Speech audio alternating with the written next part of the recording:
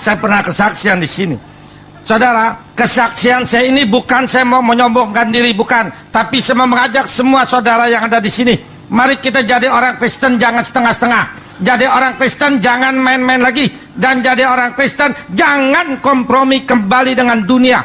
Sebab bukan orang Kristen yang rajin ke gereja yang masuk surga, bukan. Bukan orang Kristen yang rajin baca Alkitab yang masuk surga, bukan. Dan bukan juga orang Kristen yang rajin berdoa yang masuk surga, bukan. Tapi orang Kristen yang hidup baru, lahir kembali bersama Tuhan Yesus Kristus dan taat kepada seluruh firman. Itu yang masuk surga. Banyak orang Kristen hanya taat sebagian firman. Firman dia pilih-pilih, yang enak dia mau lakukan, yang tidak enak dia tidak mau melakukan. Neraka tempatnya.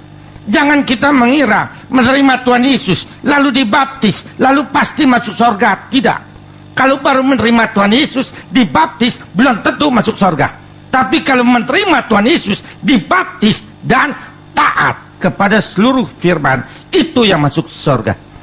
Saya bekas pemimpin kelenteng, saya bekas tukang kuamia atau peramal, saya bekas dukun atau paranormal.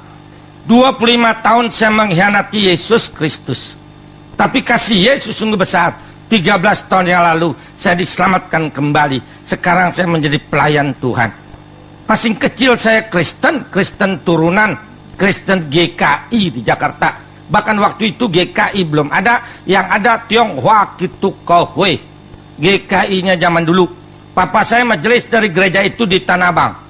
Sebagai anak majelis saya masih kecil dibawa ke gereja, diserahkan kepada Tuhan. Dewasa di CD, nikah diberkati di gereja. Menurut syarat gereja lengkap. Tapi sayang sekali, iman Kristen orang dulu dengan iman Kristen orang sekarang jauh bedanya. Iman Kristen orang dulu iman tempe.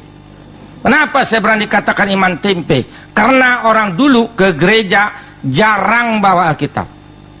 Separuh dari jumlah jemaat yang bawa Alkitab saya angkat jempol, termasuk saya. Saya waktu itu punya Alkitab, tetapi tidak pernah dibawa ke gereja. Jangankan baca di rumah, nggak pernah. Apalagi melakukan firman, tidak pernah.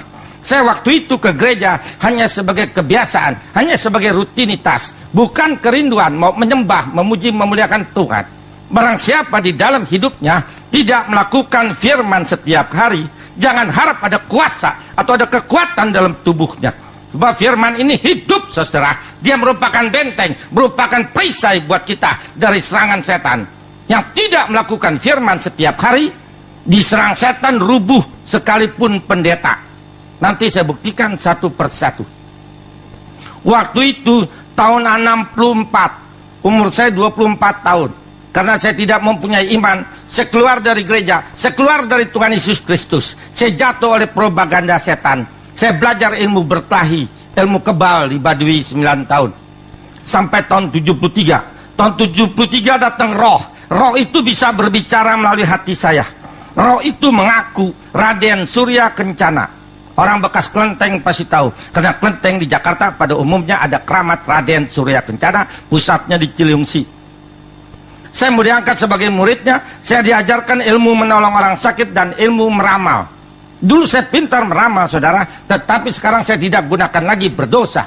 Dulu misalnya sekali saya lihat orang laki itu, saya tahu dia punya istri berapa.